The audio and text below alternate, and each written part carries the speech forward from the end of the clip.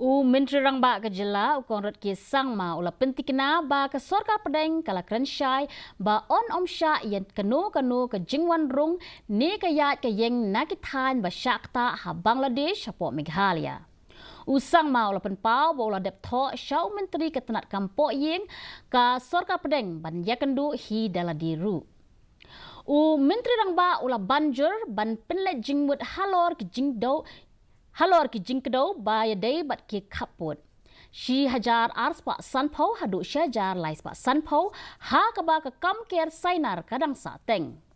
Kiladan ru bun teli ke jingelang ke bala pelong ha pedeng ke border security force bat ke tenat pulit ke jela ban kemi benia halor ke ni ke benta. Minister in this.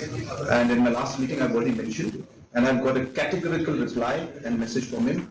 Nobody will be allowed to enter our borders. And one or two incidents here and there are different issues, but we're not going to see any kind of a formal or a kind of a large-scale immigration or movement of people from Bangladesh coming in.